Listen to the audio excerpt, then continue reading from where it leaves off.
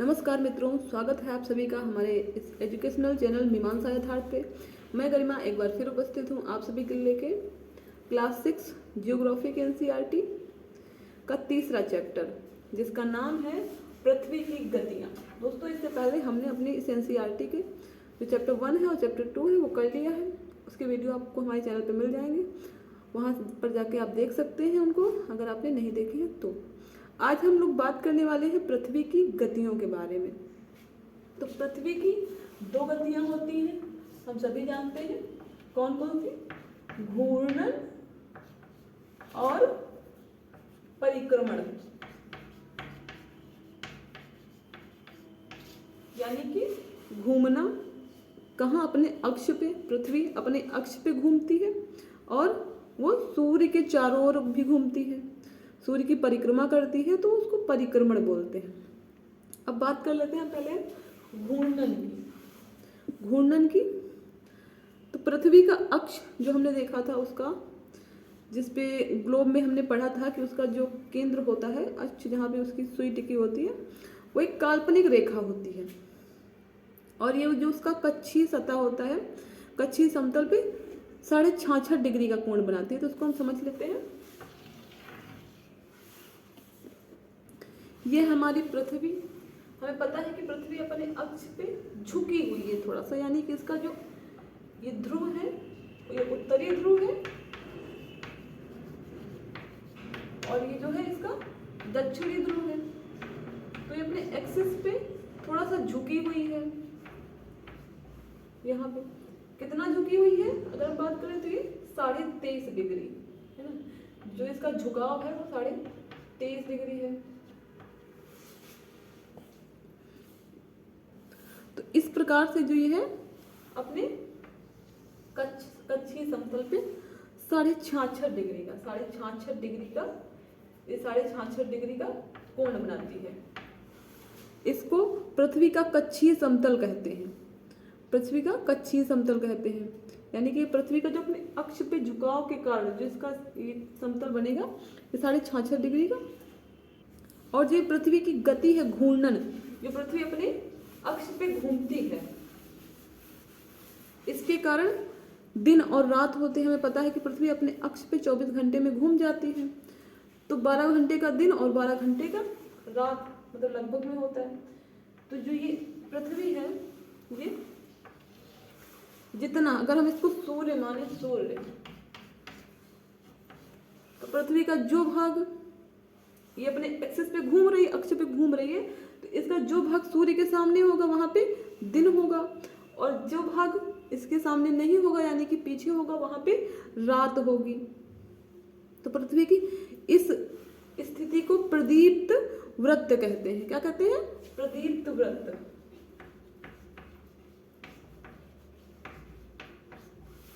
यानी कि आधे भाग में दिन और आधे भाग में रात वाली स्थिति प्रदीप्त वृत्त कहलाती है। और जो हमारे प्राचीन भारतीय खगोल शास्त्री थे आर्यभट्ट जी, उन्होंने बताया था कि पृथ्वी का आकार गोल है और वो अपने अक्ष पे घूमती है, घूर्णन करती है और सूर्य का चक्कर लगाती है। अगर हम बात करें कि ये पृथ्वी अगर अपने अक्ष पे ना घूमे, तो क्या होगा? दिन रात हो रहे हैं इसके घूमने से, तो अगर ये स्थिर हो जाए, रुक जाए, तो क्या होगा? हम देखेंगे कि जो पृथ्वी का एक भाग है हमेशा सूर्य के सामने रहेगा और एक भाग सूर्य के सामने नहीं आएगा, वो पीछे ही रहेगा। तो यानी कि एक जगह हमेशा दिन रहेगा, तो यहाँ पे ऊष्मा की मात्रा बढ़ जाएगी और यहाँ पे हमेशा रात रहेगी, यानी कि यहाँ पे ठंडा रहेगा। तो ऐसी स्थिति में क्या जीवन संभव होगा? तो ऐसी स्थिति में जीवन संभव नहीं होगा। तो पृथ्वी की यही कुछ स्थितियां हैं जो यहाँ पे जीवन को संभव बनाती हैं। अब हम बात करते हैं पृथ्वी की दूसरी गति, जिसको परिक्रमण कहते हैं। परिक्रमण यानी कि सूर्य की परिक्रमा करना, सूर्य के चारों तरफ घूमना। तो ये है सूर्य और जो हमारी पृथ्वी है इसके चारों ओर घूम रही है। तो पृथ्वी के सूर्य की ओर घूमने के कारण क्या होता है? ऋतु परिवर्तन होता है, मौसम बदलते हैं, है ना। और जो पृथ्वी है सूर्य की परिक्रमा करने में कितना टाइम लेती है? 365 दिन है। 365 दिन 6 घंटे लगते हैं। इसको 365 दिन 6 घंटे, जिसको हम 365 यानी कि चौथाई दिन और लगता है, जिसको हम लोग 365 ही मानते हैं। और जो इसका एक चौथाई दिन है यानी कि इसके 6 घंटे हैं वो छोड़ देते हैं और उसको सुविधा के लिए, और उसको हर 4 साल बाद फरवरी माह में काउंट कर लेते हैं। तो फरवरी हर 4 साल बाद कितने दिन की होती है? 29 दिन की, है ना। ऐसे फरवरी 28 दिन की होती है, लेकिन हर 4 साल बाद वो 29 दिन की होती है। उसको क्या कहते हैं? लीप वर्ष कहते हैं, लीप वर्ष।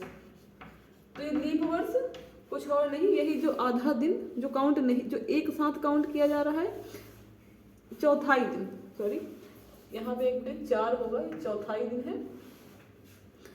तो यही जो 6-6 घंटे हैं काउंट करके 24 घंटे बन जाते हैं जब, तो उसको एक दिन में काउंट कर लिया जाता है, तो वही लीप वर्ष कहलाता है।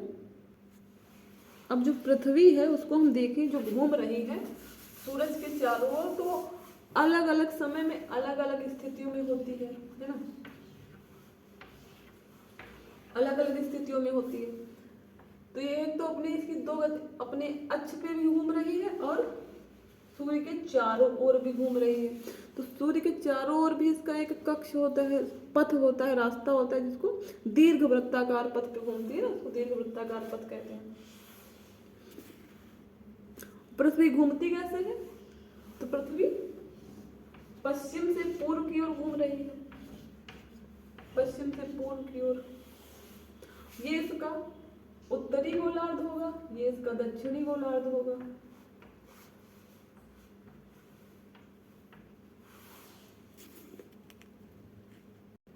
अब ये अपने जब सूर्य के चारों ओर घूम रही है तो इसमें मौसम बदलते हैं। कौन कौन से मौसम आते हैं?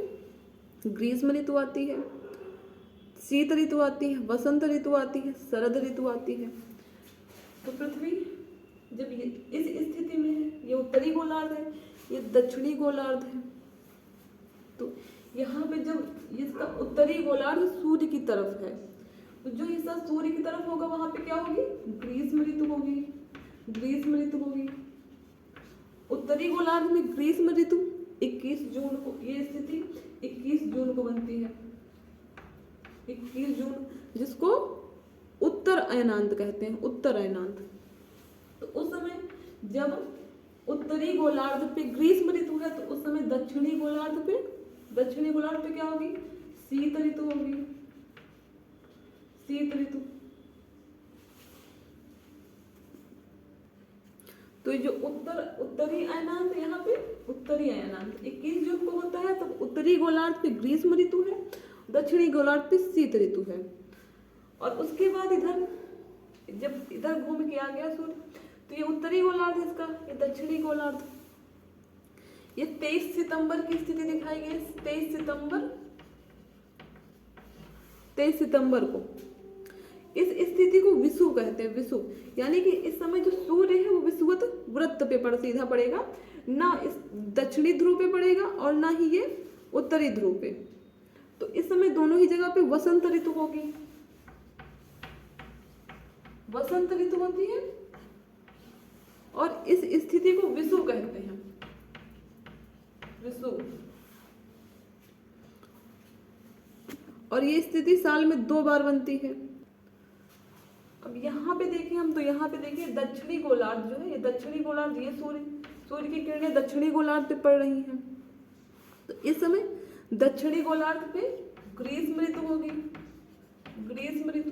अब क्योंकि जो उत्तरी गोलार्ध है वो सूर्य पे उसकी किरणें, सूर्य की किरणें नहीं पड़ रही उस पे, तो यहाँ पे क्या होगी? शीत ऋतु होगी, शीत ऋतु। और ये स्थिति 22 दिसंबर की होगी, 22 दिसंबर। और इसको दक्षिण अयनांत बोलते हैं, दक्षिणी अयनांत। दक्षिणी अयनांत यानी कि इसमें दक्षिणी ध्रुव पे ग्रीष्म ऋतु और उत्तरी ध्रुव पे शीत ऋतु है, और ये स्थिति 22 दिसंबर को बनेगी। इसीलिए जो ऑस्ट्रेलिया है, जो दक्षिणी ध्रुव में पड़ता है, ऑस्ट्रेलिया महाद्वीप, वहां पे जो क्रिसमस है 25 दिसंबर क्रिसमस, तो हमारे यहाँ क्रिसमस 25 दिसंबर ठंडियों में पड़ता है, क्योंकि हमारा जो भारत है वो उत्तरी गोलार्ध में आता है, तो उत्तरी गोलार्ध के देश उसको शीत ऋतु में मनाएंगे, लेकिन जो दक्षिणी गोलार्ध के देश होंगे उसको वो ग्रीष्म ऋतु में मनाएंगे। तो इसीलिए ऑस्ट्रेलिया में जो क्रिसमस है वो ग्रीष्म ऋतु में पड़ता है। अब जब फिर यहाँ पे, यहाँ देखिए आप, यहाँ जो सूर्य है ना तो दक्षिणी ध्रुव पे सीधा पड़ रहा है ना उत्तरी ध्रुव पे, तो यहाँ दोनों ध्रुव पे कौन सी ऋतु हो जाएगी? वसंत ऋतु। वसंत ऋतु। और ये स्थिति कौन सी होगी? विषुव की। विषुव, जो कि हमने यहाँ पे देखा था 23 सितंबर को, जब उत्तरी और दक्षिणी विषुवत वृत्त, यहाँ पे भी जो विषुवत वृत्त पे सूर्य की किरणें सीधी पड़ेंगी और दोनों ही ध्रुव सूर्य की ओर झुके हुए नहीं होंगे, दोनों में से कोई भी, तो वहां पे वसंत ऋतु होगी और वो स्थिति विषुव कहलाएगी। तो ये विषुव वाली स्थिति साल में 2 बार बनती है, 23 सितंबर को और एक 21 मार्च को। तो ये वाली 21 मार्च को बनेगी।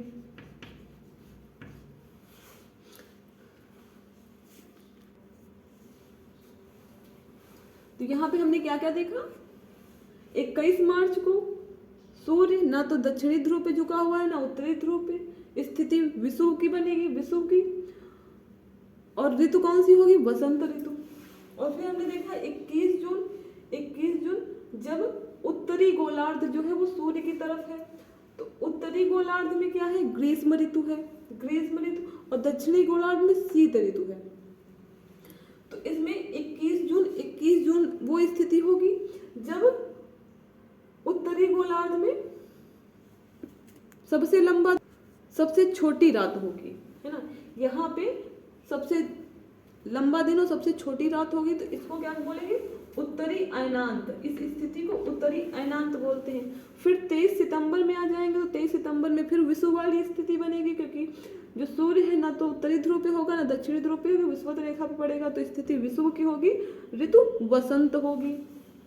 और फिर यहाँ आ जाए 22 दिसंबर, तो यहाँ पे दक्षिणी ध्रुव पे सूर्य की किरणें सीधी पड़ेंगी, तो यहाँ पे दक्षिणी ध्रुव पे ग्रीष्म ऋतु है और उत्तरी ध्रुव पे शीत ऋतु है। तो ये 22 दिसंबर को ये स्थिति बनेगी, इसको दक्षिणी अयनांत कहते हैं। इस समय दक्षिणी ध्रुव पे सबसे बड़ा दिन और सबसे छोटी रात होगी, तो ये स्थिति 22 दिसंबर की। तो यहाँ पे हमने उत्तरी और दक्षिणी अयनांत भी देख लिया। तो दोस्तों ये था हमारा तीसरा चैप्टर, पृथ्वी की गतियां। आपको हमारा ये वीडियो कैसा लगा कमेंट करके ज़रूर बताइएगा। अगर आपको ये वीडियो पसंद आया तो इसको लाइक करिए और अपने मित्रों के साथ शेयर करिए जिनको भी इसकी ज़रूरत है। और हमारे ऐसे ही ज्ञानवर्धक वीडियो देखते रहने के लिए हमारे चैनल को सब्सक्राइब करिए। मिलते हैं अपने अगले वीडियो में, तब तक के लिए नमस्कार।